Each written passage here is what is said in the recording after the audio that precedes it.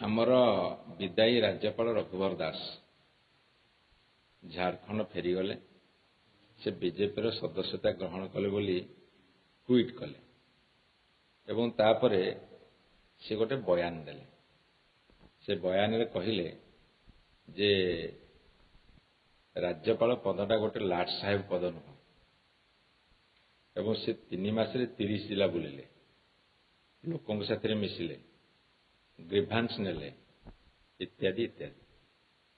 ତାକୁ ନେଇକି ଆମେ କହିଲୁ ଯେ ସିଏ ଓଡ଼ିଶାରେ ରାଜ୍ୟପାଳ ନଥିଲେ, ସେ ବିଜେପିର ପଲିଟିକାଲ ଏଜେଣ୍ଟ ଥିଲେ ଏବଂ ରାଜଭବନକୁ ସେ ବିଜେପିର ପାର୍ଟି ଅଫିସ ବା କାର୍ଯ୍ୟାଳୟ ଭାବରେ ପରିଣତ କରିଥିଲେ। ବିଜେପି ବାଲା ଉତ୍ତର ଦେଲେ ଯେ ସେ ଲୋକପ୍ରିୟ ରାଜ୍ୟପାଳ ଥିଲେ, ଲୋକଙ୍କର ରାଜ୍ୟପାଳ ଥିଲେ, ଗାଁ ଗାଁ ବୁଲୁଥିଲେ, ଏମିତି କେତେ କ'ଣ କଥା କହିଲେ। ବର୍ତ୍ତମାନ ବୟାନବାଜି ଚାଲିଛି, ଓଡ଼ିଶାର ରାଜନୀତିକ ସରଗରମ କରୁଛି। ମୋର ଏଇଠି କେତୋଟି ମୌଳିକ ପ୍ରଶ୍ନ। ଗୋଟେ କଥା ହେଉଛି ଯେ କାହାର ପୁଅ ଯେତେବେଳେ ଗୋଟେ କ୍ରାଇମ କରେ ସେତେବେଳେ ତାକୁ ପନିଶମେଣ୍ଟ ହୁଏନି। ଯେମିତି କଥାରେ ଅଛି, ପଣ୍ଡିତ ପୁଅ ମାଙ୍କଡ଼ ମାରିଲେ ଦୋଷ ନାହିଁ। ସିଏ ଓଡ଼ିଶାର ତାଙ୍କ ଅଫିସରେ ଚାକିରି କରୁଥିବା ଜଣେ ବ୍ୟକ୍ତିଙ୍କୁ ତାଙ୍କ ପୁଅ ମାଡ଼ ମାରିଲା, ଜୋତା ଚଟେଇଲା, ଅକଥନୀୟ ନିର୍ଯାତନା ଦେଲା। ସିଏ ଗଣମାଧ୍ୟମ ଆଗରେ କହିଲେ, ପୋଲିସରେ ଏଫଆଇଆର ଦେଲେ, କୌଣସି କାର୍ଯ୍ୟାନୁଷ୍ଠାନ ନିଆଗଲା ନାହିଁ। ଏଇଟା ଲୋକଙ୍କର ରାଜ୍ୟପାଳଙ୍କର ପୁଅ ନା ଲାଟ ସାହେବଙ୍କର ପୁଅ? ସେ ଉତ୍ତରଟା ସେ ରଖିବେ। ଏବଂ ସାରା ଓଡ଼ିଶା ବୁଲିଲେ 3 ମାସ ଭିତରେ, ବହୁତ ଗ୍ରିଭାନ୍ସ ଆଣିଲେ, ଲୋକଙ୍କ ସାଥିରେ ଯାଇକି ମିଶିଲେ। ହେଲା ଆମ ସରକାର ଥିଲା, ତାଙ୍କ ଗ୍ରିଭାନ୍ସ ହୁଏତ ଶୁଣି ନଥିବେ। ମୁଁ ତ ପ୍ରଥମରୁ କହିଛି ଯେ ରାଜ୍ୟପାଳ ଗାଣ୍ଡୁଏ ମାଟି ପକାଇବାର କ୍ଷମତା ନାହିଁ। ରାଜ୍ୟ ସରକାର କରନ୍ତି, ମୁଖ୍ୟମନ୍ତ୍ରୀ ମନ୍ତ୍ରୀ ସରକାର କରିବେ, ରାଜ୍ୟପାଳଙ୍କ ସେ କ୍ଷମତା ନାହିଁ ଆର୍ଥିକ ନିଷ୍ପତ୍ତି ନେବାର, କାହାକୁ ଅନୁଦାନ ଦେବାର। ହେଲା ସେ ଗ୍ରିଭାନ୍ସ ଆଣିଲେ, ଭଲ, ଲୋକଙ୍କ ପାଖକୁ ଗଲେ, କିଛି ଅସୁବିଧା ନାହିଁ। ଲୋକଙ୍କ ପାଖକୁ ଯାଇଥିଲେ ଗ୍ରିଭାନ୍ସ ଆଣିବାକୁ ନା ବିଜେପିର ସ୍ଥିତି ଜାଣିବାକୁ ନା ବିଜେଡିକୁ ବଦନାମ କରିବାକୁ? ଜଣେ ରାଜ୍ୟର ଗଭର୍ଣ୍ଣର ହିସାବରେ ସେହି ସରକାର, ଯେଉଁ ସରକାର ଥାଏ ତା ବିରୁଦ୍ଧରେ ବୟାନ ଦେବାକୁ, ଏଇଟା ଭାରତର ଇତିହାସରେ କୋଉଠି ହେଇନଥିଲା। ଏବଂ ଆଣିଲେ, ଗ୍ରିଭାନ୍ସ ଆଣିଲେ, ତାଙ୍କ ସରକାର ଆସିଲା।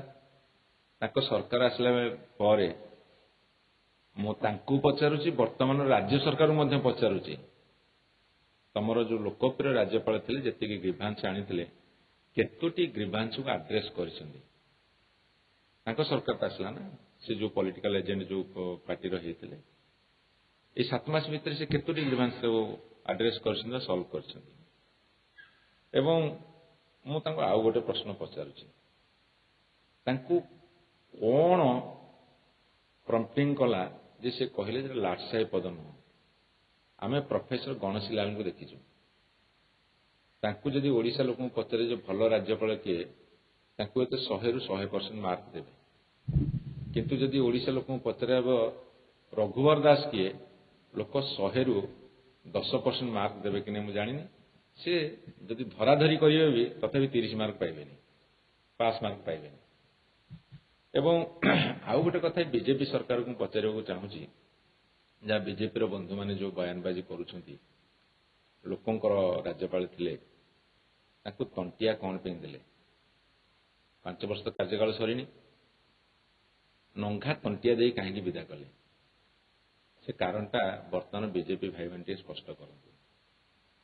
ଏବଂ ସବୁଠାରୁ ବଡ଼ କଥା ହେଉଛି ଯେ ତାଙ୍କ ପୁଅ ଯେତେବେଳେ ବାଡ଼େଇଲେ, ଝାଡ଼ଖଣ୍ଡୀ ଗୁଣ୍ଡାଙ୍କୁ ନେଇକି ଓଡ଼ିଆ ଲୋକଙ୍କୁ ବାଡ଼େଇଲେ, ଏ ସରକାର ତ ସେତିକି ଦମ ନଥିଲା ତାଙ୍କୁ ପନିଶମେଣ୍ଟ ଦେବାକୁ। ଏବେ ତ ସେ ଗଲେଣି, ଅନ୍ତତଃ ତାଙ୍କ ପୁଅକୁ ଟିକେ ଡାକନ୍ତୁ, ପୁଲିସ ପଚାରୁ, ବାନ୍ଧନ୍ତୁ, ଫରୱାର୍ଡ କରନ୍ତୁ, ଓଡ଼ିଆ ଅସ୍ମିତାକୁ ଫେରାଇ ଆଣନ୍ତୁ।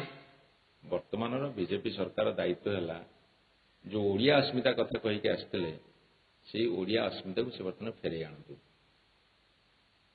ଏବଂ ସେମାନେ ତୁଳନା କରି ଦେଖନ୍ତୁ ଯେ ଗଭର୍ଣ୍ଣର ପୋଷ୍ଟଟା ଲାଟ୍ ସାହେବ ସେ କାହିଁକି କହିଲେ ତାକୁ ଟିକେ ନିରୀକ୍ଷଣ କରନ୍ତୁ।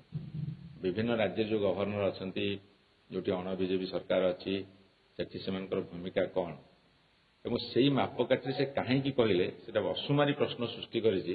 ସେ ପ୍ରଶ୍ନର ଉତ୍ତର ଦିଅନ୍ତୁ। ଏ କଥାଟା এই ମୌଳିକ ପ୍ରଶ୍ନ ଗୁଡ଼ାକ ମୁଁ ପଚାରିଛି, ଦୟାକରି ଉତ୍ତର ଦିଅନ୍ତୁ। ଏକରେ ତଣ୍ଟିଆ କାହିଁକି ମାରିଲେ, କୋଉ ରାଜ୍ୟରେ ଗଭର୍ଣ୍ଣର ସବୁ ଲାଟ୍ ସାହେବ ହେଇଛନ୍ତି ଏବଂ ସିଏ ନିଜକୁ ଲାଟ୍ ସାହେବ କହିଲେ ନାହିଁ କିନ୍ତୁ ତାଙ୍କ ପୁଅକୁ ଛାଡ଼ିଲେ ଏବଂ ପୂର୍ବତନ ଗଭର୍ଣ୍ଣରଙ୍କ ଅପେକ୍ଷା ଇଏ କୋଉ ଗୁଣରେ ଭଲ ଥିଲେ ଏବଂ କାର୍ଯ୍ୟକାଳ ସରିବା ପୂର୍ବରୁ ବିଜେପି ବାଲା କାହିଁକି ତାଙ୍କୁ ତଣ୍ଟିଆ ମାରିଲେ। ଏସବୁ ମୌଳିକ ପ୍ରଶ୍ନର ଉତ୍ତର ଦିଅନ୍ତୁ। ନିଜ ଢୋଲ ନିଜେ ପିଟିଲେ କ'ଣ ହବ? ସେ ତ ପ୍ରଶ୍ନର ଉତ୍ତର ଦେବେ ନା, କାହିଁକି ତାକୁ ବିଜେପି ବାଲା ତଣ୍ଟିଆ ମାରିଲେ। ମୁଁ ସେ ଗୋଟାଏ ପ୍ରଶ୍ନର ଉତ୍ତର ସବୁ ଅଛି। Governor appointment by the recommendation of central government, କେବଳ ରାଷ୍ଟ୍ରପତି ଆପଏଣ୍ଟମେଣ୍ଟ ଦିଅନ୍ତି କିନ୍ତୁ ତାକୁ ୟୁନିୟନ ଗଭର୍ଣ୍ଣମେଣ୍ଟ ରେକମେଣ୍ଡ କରେ। ଏବଂ ସେଇ ତ ମୌଳିକ ପ୍ରଶ୍ନ, ତମେ ତାଙ୍କୁ କାହିଁକି ତଣ୍ଟିଆ ମାରିଲ? ଯଦି ସେ ବିଜେପିର ସଦସ୍ୟ ନଥିଲେ, ନିରପେକ୍ଷ ଥିଲେ, ତାହେଲେ ବିଜେପି ବାଲା ତାଙ୍କ ପାଇଁ ଅଣ୍ଟା ଭିଡୁଛନ୍ତି କାହିଁକି? ବିଜେପି ବାଲା ଅଣ୍ଟା ଭିଡ଼ିକି ଭାରି ଜୋର ଲଢ଼ଉଛନ୍ତି, ଲଢ଼େଇ କରୁଛନ୍ତି।